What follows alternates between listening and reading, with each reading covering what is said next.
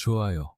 여러분, 해가 갈수록 다문화주의가 항상 효과가 있는 것은 아니라는 것이 점점 더 분명해지고 있습니다.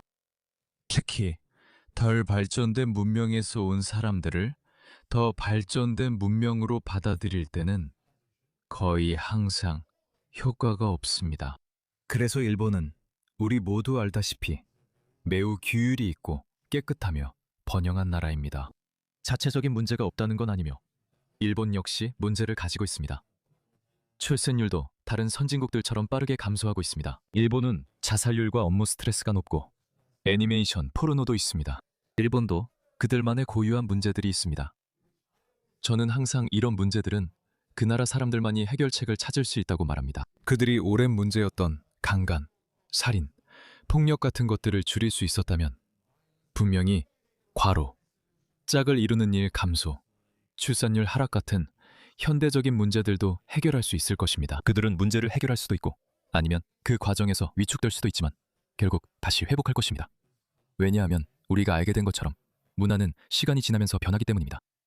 인구가 급증하던 50, 60년대 그 일본 문화는 더 이상 예전과 같지 않습니다. 서양도 마찬가지입니다. 출산율이 심각하게 낮아지면 사람들은 그 문제를 해결하려고 뭔가를 할 것입니다. 하지만 서양에서 인구 증가의 공백을 메우기 위해 제3세계 문화권의 사람들을 받아들이는 발상은 거의 확실히 효과가 없다고 생각합니다. 벨기에, 프랑스, 런던에서 무슨 일이 일어나고 있는지 보세요. 그런 일은 아주 최근까지 일본에서는 일어나지 않았습니다. 그래서 코로나 이후에 일본은 사실 죄송하지만 발발전된 문화에서 온 사람들을 받아들이는 생각을 잠깐 했습니다. 그래서 이런 결과가 나온 겁니다. 새 일본 총리인 그녀는 우리가 이걸 되돌려야 한다고 말합니다. 이걸 한번 보세요. 의사들과 엔지니어들도 도쿄에 도착했습니다. 한번 보세요. 일본 원주민인 일본인에게선 그런 일은 절대 없을 겁니다. 예수님은 아무것도 하지 않을 거야. 항상 그렇지. 저기서 무슨 일이야? 형, 붐, 붐. 자, 가자. 시작한다. 붐, 붐.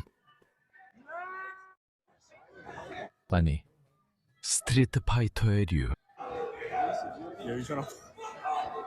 이건 분명히 서양 관광객이 촬영하고 있는 거야. 그래서 일본 경찰이 그들을 이렇게 다루는 거구나. 그래서 이런 그를 인간 브리터로 만들어 보자. 붐. 이것 좀 봐. 그를 브리터로 만들었네. 그를 안에 넣으려고 해. 이것 좀 봐. 들어가. 다음은 추방이야. 우린 이렇게 해야 해. 문화를 지키려면 무자비해야 해. 일본인들은 유럽에서 일어난 일을 보며 배웠어. 그들은 출산율이 세계 최저 수준인데 어떻게 해야 할까? 라고 말했다. 사람들을 좀 들여와 보자. 좋아. 우리 민간 관료 조직의 빈틈을 메워보자. 알다시피 우리는 의사와 엔지니어가 필요해. 늘 하는 변명이 있지. 의사, 엔지니어, 간호사들이 온다고 말하는 거야. 하지만 일본은 더 나은 해결책을 내놓고 있어. 여러분도 알다시피 일본은 세계에서 가장 로봇화된 사회 중 하나야. 아니, 가장 로봇화된 사회라고 해도 과언이 아니지. 나는 일본이 세계에서 가장 로봇화된 사회라고 생각해. 그들은 인력 부족을 인식하고 있고 앞으로도 인구가 줄어들 거야. 그래서 우리는 대체 해결책을 찾아야 해. 인간형 로봇을 도입하는 건 어때? 그래서 그런지 일본에는 정말 어디에나 로봇이 있다고 해. 그리고 노인 요양 산업만큼 로봇이 더 필요한 곳은 없지. 왜냐하면 노인들은 24시간 내내 감독이 필요하거든. 그분들은 돌봄과 들어 올려줘야 하고 일부는 항상 감독이 필요해. 그리고 그건 제3세계 문화권에서 사람들을 데려와서 할 수도 있는데 그렇게 되면 학대의 위험이 생겨. 왜냐하면 알다시피 사람들이 좌절하거든. 그러니까 내가 그걸 정당화하는 건 아니지만 이해는 할 수 있어. 나이지리아에서 온 여성이 들어와서 어떤 노인이 계속 침대를 적신다면 그 여성이 좌절할 수도 있지. 그리고 이건 내가 지어내는 얘기가 아니야. 자유세계에는 그런 사례들이 많이 문서화되어 있어. 나는 호주에서 그런 걸 봤고 영국에서도 들었어. 아마 다른 곳에서도 있을 거야. 영상에는 92세의 할머니가 계속해서 도움을 요청하는 모습이 담겨 있어.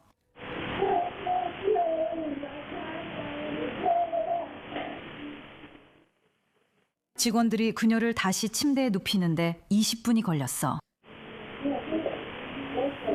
또 다른 상황에서는 요양보호사들이 리프트를 사용하고 있었는데 진 할머니가 익숙하지 않아서 어떻게 해야 할지 몰라 하셨어.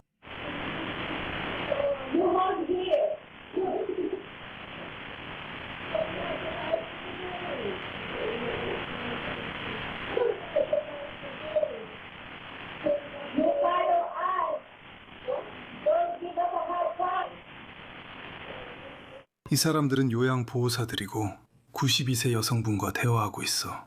우리 힘들게 하지 마세요. 원네이션 지지자들에게 전하고 싶은 메시지는 당신이 90살이 되었을 때 누가 당신에게 밥을 먹이고 목욕을 시켜주고 뒤처리를 해줄 건가요? 그리고 다시 말씀드리지만 대부분의 사람들이 자기 일을 제대로 하지 않는다는 뜻이 아닙니다.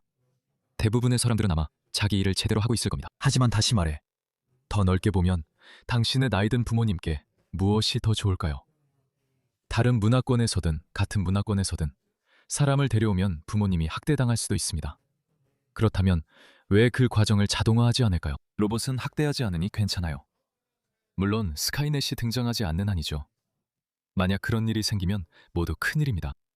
하지만 그런 일이 일어나기 전까지는 로봇은 좌절하지 않을 겁니다. 로봇은 화내지 않을 겁니다.